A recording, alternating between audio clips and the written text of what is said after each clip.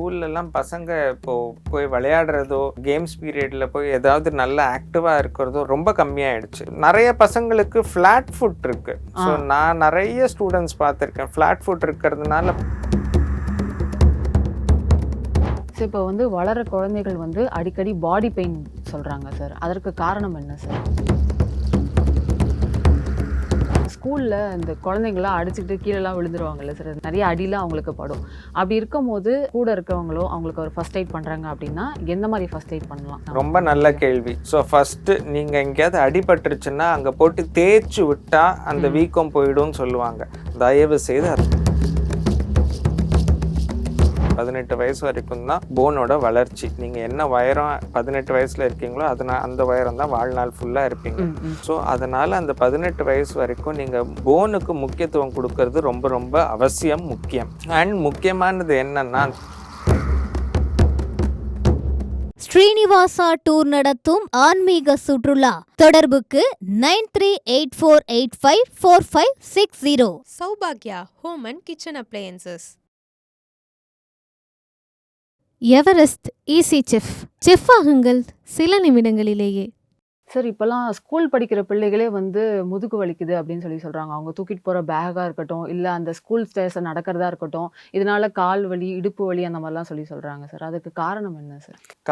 முக்கிய காரணம் உடற்பயிற்சி. நம்ம இப்போ உடற்பயிற்சியே கிடையாது. ஸ்கூல்லலாம் பசங்க இப்போ போய் விளையாடுறதோ கேம்ஸ் பீரியடில் போய் ஏதாவது நல்ல ஆக்டிவாக இருக்கிறதோ ரொம்ப கம்மியாயிடுச்சு. இப்போது ஒரு கிளாஸில் 40 பேர் இருக்காங்கன்னா அதில் 10 பேர் தான் விளையாடுறாங்க. மிச்சம் 30 பேர் சும்மா தான் உட்காந்துட்டு இருக்காங்க. அப்போ கூட வீடியோ கேம் கிடச்சா போதும், அதை விளையாடலான்னு பார்க்குறாங்க. ஸோ ஃபிசிக்கல் ஆக்டிவிட்டி ரொம்ப கம்மியாயிடுச்சு. அதனால் மசில் ஸ்ட்ரென்த்தாக இருக்கட்டும், போன் ஸ்ட்ரென்த்தாக இருக்கட்டும், எல்லாமே கம்மியாயிடுச்சு. ஸ்கூலில் இன்னைக்கு 9 பீரியட் இருக்குது. அதுக்கான புக்ஸ் மட்டும் எடுத்துகிட்டு போனால் போதும். அது எடுத்துகிட்டு போகிறது கிடையாது. ஸ்கூல்ல கொடுத்த எல்லா புக்ஸையும் எடுத்து பேக்ல போட்டுட்டு அதெல்லாம் தூக்கிட்டு போறதுனால தான் அவங்க வெயிட்டை விட புக்ஸோட வெயிட் ரொம்ப அதிகமா இருக்கிறதுனால அதை முதுகுல போட்டுட்டு தூக்கிட்டு போறதுனால சில பேருக்கு முதுகு வலி வரும். அண்ட் நிறைய பசங்களுக்கு ஃபிளாட் ஃபுட் இருக்கு. ஸோ நான் நிறைய ஸ்டூடெண்ட்ஸ் பார்த்துருக்கேன். ஃபிளாட் ஃபுட் இருக்கிறதுனால பாதம் ரொம்ப சப்பையா இருக்கும். ஸோ அது மாதிரி இருக்கிறதுனால அந்த சப்பை பாதத்தை வச்சு அவங்க ரொம்ப நடந்தாங்கன்னா கால் வலி வரத்துக்கான வாய்ப்பு இருக்குது. அண்ட் கால்சியம் குறைபாடு, விட்டமின் டி குறைபாடு இருந்தாலும் இது மாதிரி மஸ்குலர் பெயினும் போனி பெயினும் வரத்துக்கான அதிகமான வாய்ப்பு இருக்குது. ஸோ அவங்கெல்லாம் நல்லா விளையாடி நல்ல ஆரோக்கியமான உணவெல்லாம் எடுத்தாங்கன்னா இந்த வலியெல்லாம் வராமல் இருக்கிறதுக்கு வாய்ப்புகள் ஜாஸ்தி. ஓகே சார், இந்த ஃப்ளாட் ஃபுட் பற்றி சொன்னீங்க சார். அதுக்கு ஏதாவது அந்த காலை சரிப்படுத்த ஏதாவது ஸ்பெஷல் ஷூஸ் ஏதாவது இருக்குங்களா சார்? கண்டிப்பாக. இப்போ எங்ககிட்ட ஃப்ளாட் ஃபுட்டோட யாராவது சின்ன பசங்க வந்தாங்கன்னா 1 வயசு 2 வயசுலேயே நாங்கள் ட்ரீட்மெண்ட் ஆரம்பிச்சிருவோம்.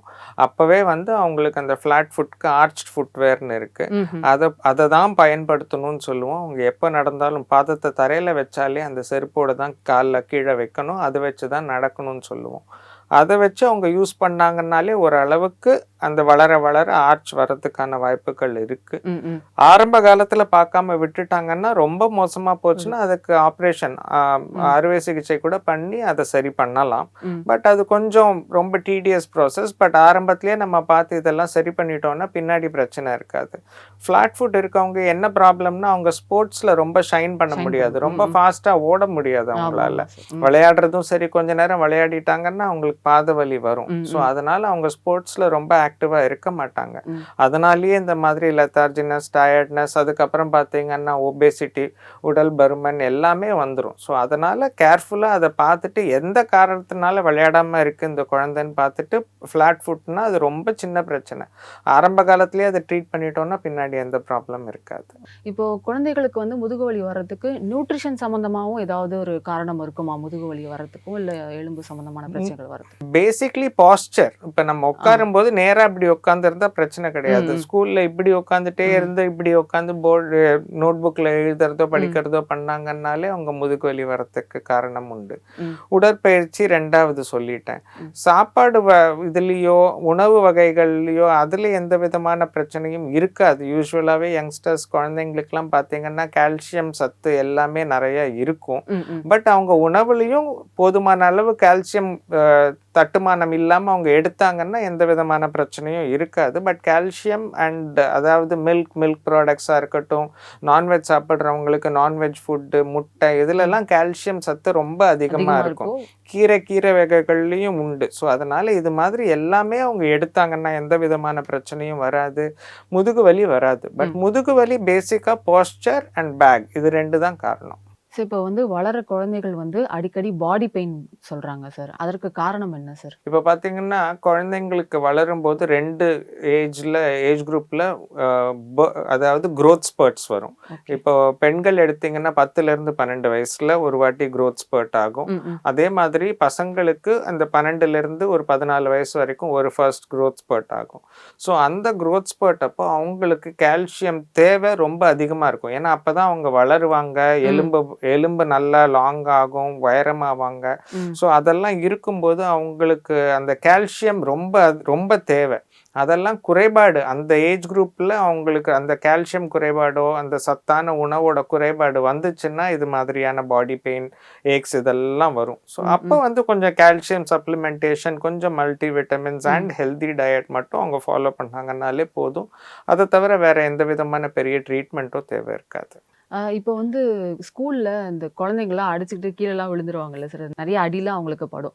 அப்படி இருக்கும்போது கூட இருக்கவங்களோ அவங்களுக்கு ஒரு ஃபர்ஸ்ட் எய்ட் பண்றாங்க அப்படின்னா எந்த மாதிரி ஃபர்ஸ்ட் எய்ட் பண்ணலாம்? இப்போ ஒரு எலும்பு சம்பந்தமா ஏதாவது ஒரு பிரச்சனை அப்படி ஆயிடுச்சுன்னா எந்த மாதிரி ஃபர்ஸ்ட் எய்ட்ஸ்? ரொம்ப நல்ல கேள்வி. ஏன்னா நிறைய பேர் இதெல்லாம் முதல்ல அடிபட்டதும் தப்பான ட்ரீட்மெண்ட் எல்லாம் கொடுத்துட்டு தான் கூட்டிகிட்டு வருவாங்க. ஸோ ஃபஸ்ட்டு நீங்கள் எங்கேயாவது அடிபட்டுருச்சுன்னா அங்கே போட்டு தேய்ச்சி விட்டா அந்த வீக்கம் போயிடும்னு சொல்லுவாங்க. தயவு செய்து அதை பண்ணாதீங்க. எல்லாருமே ஃபர்ஸ்ட் அதான் பண்ணுவாங்க. அது பண்ணவே கூடாது. தேய்ச்சி விட்டா வீக்கம் இன்னும் அதிகமாகும். அங்க என்ன எதனால வீக்கம் வருது? இப்போ எங்கேயோ அடிபடுது, நம்மளுக்கு இங்க கட்டாச்சுன்னா என்ன ஆகும்? ரத்தம் வரும். அதே மாதிரி அடிபடும் போது உள்ள என்ன ஆகும்னா தசையில இருந்து ரத்தம் கசியும். அதுதான் அங்க வீக்கமா வருது. அதை போட்டு நம்ம தேய்க்கிறதுனால அது இன்னும் ஜாஸ்தி ஸ்ப்ரெட் ஆகி இன்னும் ரத்த கசிவு அதிகமாகி இன்னும் வீக்கம் ஜாஸ்தி ஆகும். ஸோ அதனால எதுவுமே பண்ணாதீங்க, அந்த இடத்துல கையே வைக்காதீங்க. உதவி பண்ணணும்னு நினைச்சீங்கன்னா ஐஸ் மட்டும் எடுத்து அங்கே ஐஸ் வச்சுட்டு அந்த பாகம் இப்போ கையில் விழுந்துட்டாங்க, இப்படி கையில் விழுந்துட்டாங்க, மணிக்கட்டில் வீங்க ஆரம்பிச்சிருச்சுன்னா இங்கேருந்து ஒரு ஸ்கேலோ எதையோ கையில் வச்சு ஒரு ஹார்ட் போர்டை வச்சு சப்போர்ட் பண்ணிட்டு சும்மா பேண்டேஜோ 2 கர்ச்சிஃப் இங்கே ஒன்று சுற்றி நீங்கள் கூட்டிகிட்டு வந்தீங்கன்னா மிச்சத்தை நாங்கள் பார்த்துப்போம். அது இல்லாமல் அங்கே போட்டு நான் சரி பண்ணுறேன்னு கையை இழுத்து போட்டு இங்கே ஃபுல்லாக தேய்ச்சி கையை எவ்வளோ பெருசு வீக்கம் கொடுத்ததுக்கப்புறம் நீங்கள் கூட்டிகிட்டு வந்தீங்கன்னா எங்களுக்கு ட்ரீட்மெண்ட் பண்ணுறது ரொம்ப கஷ்டம். ஸோ ஃப்ராக்சர்னு நாங்கள் பார்த்தாலே எங்களுக்கு தெரியும். ஆனால் க்ரீன் ஸ்டிக் ஃப்ராக்சர் சின்ன குழந்தைங்களுக்கெல்லாம் கீழே விழுந்தாங்கன்னா எலும்பு கொஞ்சம் கூட வளையாமல் சின்னதாக ஒரு லைன் மாதிரி மட்டும் வரும். அது ரெண்டு கார்டெக்ஸும் உடையாது, ஒரு கார்டெக்ஸ் மட்டும் உடையும். ஸோ அதெல்லாம் க்ரீன் ஸ்டிக் ஃப்ராக்சர். அது நாங்கள் வந்து எக்ஸ்ரே எடுத்து பார்த்தா தான் எங்களுக்கே தெரியும்.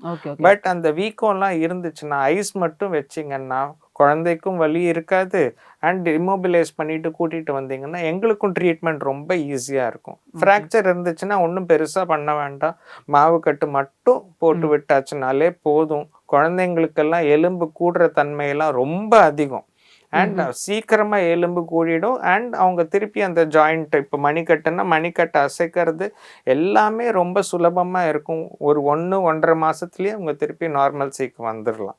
பட் அந்த இம்மோபிலைசேஷன் பிளாஸ்டர் அந்த 3 வாரம் 4 வாரத்துக்கு தேவைன்னு உங்கள் டாக்டர் சொன்னாங்கன்னா அதை கண்டிப்பாக ஃபாலோ பண்ணணும். பண்ணிங்கன்னா எந்த விதமான பிரச்சனையும் வராது. சார் ஆர்த்தோ சம்பந்தமா ஸ்கூல் போற குழந்தைகளுக்கு நீங்க சொல்ற அட்வைஸ் என்ன சார்? இப்போ வந்து போன்ஸ் வந்து மேக்ஸிமம் மெச்சூரிட்டி அடையிறது, குழந்தைங்களோட ஹைட்டாக இருக்கட்டும், போன் ஸ்ட்ரென்த்தாக இருக்கட்டும், எல்லாமே அந்த வளர்கிற வயசில் 18 வயசு வரைக்கும் தான் போனோட வளர்ச்சி. நீங்கள் என்ன உயரம் 18 வயசில் இருக்கீங்களோ அந்த உயரம் தான் வாழ்நாள் ஃபுல்லாக இருப்பீங்க. ஸோ அதனால் அந்த 18 வயசு வரைக்கும் நீங்கள் போனுக்கு முக்கியத்துவம் கொடுக்கறது ரொம்ப ரொம்ப அவசியம், முக்கியம். ஸோ நீங்கள் சாப்பிட்ற ஃபுட்டில் கால்சியம் கண்டிப்பாக இருக்கணும். ஸோ நான் கால்சியம் எதுலலாம் இருக்குன்னு சொன்னேன், அதெல்லாம் கண்டிப்பாக எடுத்துக்கணும். ரெகுலர் எக்ஸசைஸ், நம்ம எவ்வளோக்கு எவ்வளோ எக்ஸசைஸ் பண்ணுறோமோ அவ்வளோக்கு அவ்வளோ ரத்த ஓட்டம் எலும்புக்கு போய் சேரும். எலும்பை சுற்றி இருக்க தசையெல்லாம் நல்லா ஸ்ட்ராங் ஆகும். அப்படி ஸ்ட்ராங்காக இருந்தால் தான் எலும்பும் நல்லா ஸ்ட்ராங் ஆகும். ஸோ எலும்போட வளர்ச்சியும் நல்லா இருக்கும். ஸோ ஓவரால் ஹெல்த்தியாக இருக்கணும்னா எலும்பு தசை எல்லாமே ஸ்ட்ராங்காக இருக்கணும். அதுக்கு உடற்பயிற்சி ரொம்ப ரொம்ப முக்கியம். ஸோ எவ்வளோக்கு எவ்வளோ நம்ம கம்ப்யூட்டர் முன்னாடியும் டிவி முன்னாடியும் ஃபோனோடையும் உட்காராம இருக்கிறோமோ, எவ்வளோக்கு எவ்வளோ ஆக்டிவாக இருக்கிறோமோ, எவ்வளோக்கு எவ்வளோ கேம்ஸ் விளையாடுறோமோ அவ்வளோக்கு அவ்வளோ குழந்தைங்களுக்கு நல்லது. ஸோ நம்ம என்னதான் படின்னு சொல்லி நீட் எக்ஸாமாக இருக்கட்டும், ஜேஇயாக இருக்கட்டும், 12th அவங்க பண்ணாலும் அவங்க உடற்பயிற்சியும் கூட பண்ணி உடம்பு ஆரோக்கியமாக வச்சாதான் கடைசி வரைக்கும் அவங்க உடல் நல்லா இருக்கும், எந்த விதமான பிரச்சனைகளும் வராது. ஸோ இது ரொம்ப முக்கியம். ஸோ 2வது ஸ்கூல் போகிற குழந்தைங்க பேக், அவங்களுக்கு என்ன புக்ஸ் தேவையோ அது மட்டும்தான் தூக்கிட்டு போகணும். எல்லா புக்ஸையும் வச்சு எடுத்துகிட்டு போயிட்டு முதுகு வலி இருக்குதுன்னு எங்ககிட்ட வரக்கூடாது. அண்ட் எக்ஸசைஸ், முதுகுக்கும் கொஞ்சம் பேக் ஸ்ட்ரெச்சிங் எக்ஸசைசஸ்லாம் கொஞ்சம் பண்ணாங்க, உட்காரும்போது நேராக உட்காந்தாங்க, இப்படி கூன் போடாமல் இருந்தாங்கன்னாலே அவங்களுக்கு எந்த விதமான பிரச்சனையும் வராது. அண்ட் கொஞ்சம் வாக்கிங், ரன்னிங், ஜாகிங் ஏதாவது ஒன்று. அண்ட் ஸ்போர்ட்ஸ் பீரியடில் கண்டிப்பாக போய் அவங்க ஏதாவது ஒரு கேம், அவங்களுக்கு எந்த கேம் பிடிக்குதோ, ஃபுட்பாலோ கிரிக்கெட்டோ எது பிடிக்குதோ அது போய் ஒரு 1 hour விளையாடி உடலை ஆரோக்கியமாக வச்சுட்டாங்கன்னா எந்த பிரச்சனையும் வராது. அண்ட் முக்கியமானது என்னன்னா, அந்த ஏரேட்டட் ட்ரிங்க்ஸ், ஃபாஸ்ட் ஃபுட்டு அதெல்லாம் கண்டிப்பாக தவிர்க்கணும். ஸோ இந்த எல்லாமே அந்த ப்ரீ குக்ட் ஃபுட் எல்லாமே எடுத்துக்க கூடாது. வீட்டில் நல்லா சுத்தமாக வீட்டில் பண்ணுற சாப்பாடு அவங்க எடுத்தாங்கன்னா உடல் இன்னும் ஆரோக்கியமாக இருக்கும்.